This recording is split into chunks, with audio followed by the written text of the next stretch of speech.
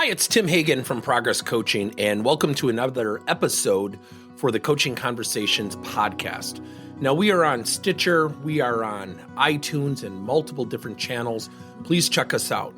Now, one of the things that you'll get out of our podcast episodes is a lot of content, a lot of strategy. It's not fluff, it's not concept, yet we really want you to engage with the content and let us know your feedback.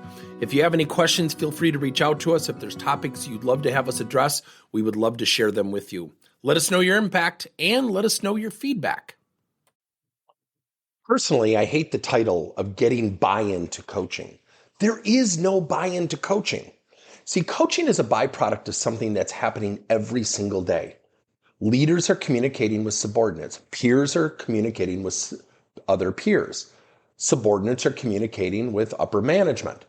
People are communicating with each other. It's a language. Coaching is another language. It's a byproduct of the communication already occurring.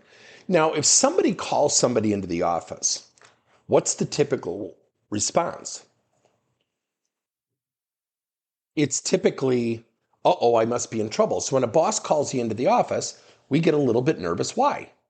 Because we think we're in trouble. Why is that? Because we condition that. Now, a leader might say, well, wait a minute, I'm not coaching. Yes, you are. If you are always calling people in to give the constructive feedback, you are coaching them to leave the company. May not be your intent. People are not leaving training departments. They're not leaving human resource departments. The number one reason people quit their jobs is because of their direct manager, whether fair or unfair. So when someone says, I don't buy into coaching, great. What are you doing to develop talent? Well, that's the training department's responsibility. It is. Do they do the end of the year review? I mean, it's a smokescreen. The reason that leaders do not want to coach, they will first use the objection of time. Time is a smokescreen to, I do not know what to do or say. It is a different language. I don't think anybody can argue that most people lack self-awareness. I cite Tasha Urich's work all the time. 95% of the people in her survey said, yes, I'm highly self-aware. 85% ended up not being self-aware. Only 10% were of that 95%. That means 8.5 out of 10 people are lacking self-awareness. So when a boss speaks, does the boss who doesn't buy into coaching really think, oh, when I told that guy he had a bad attitude, it really resonated with him? No, it didn't. They shut down. They're not listening to you. When you want to drive awareness, you have to ask questions. That is probably the major component of coaching people.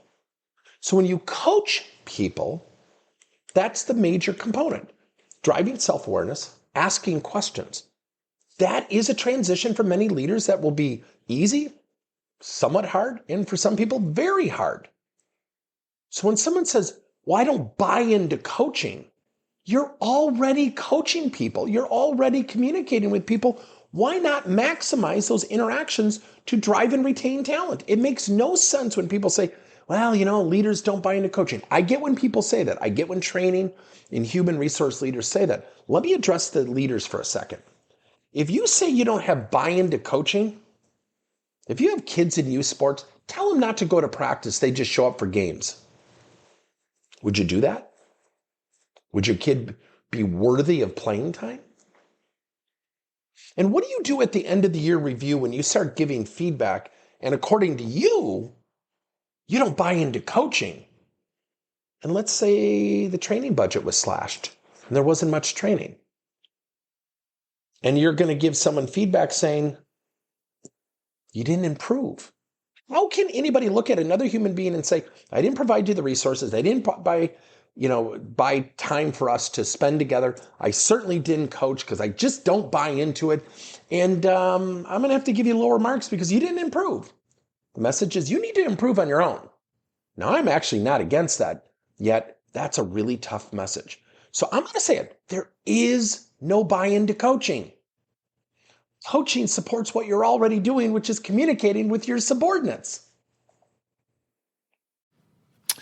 Thank you for listening to another episode of Coaching Conversations by Tim Hagan and Progress Coaching. Now, our company is always coming out with new and innovative solutions to help leaders coach their employees. And recently, we just created a new service called Coach to You, where leaders can pick and choose topics and assign 7 to 21 day programs for employees to learn and, more importantly, apply actions and then reflect and share what they're going to do going forward as a result of the learning. It's called Coach to You. We're literally bringing coaching to your employees. If you're intrigued, we'll have a link in each one of our episodes where you can get more information. And again, thank you so much for listening to another episode.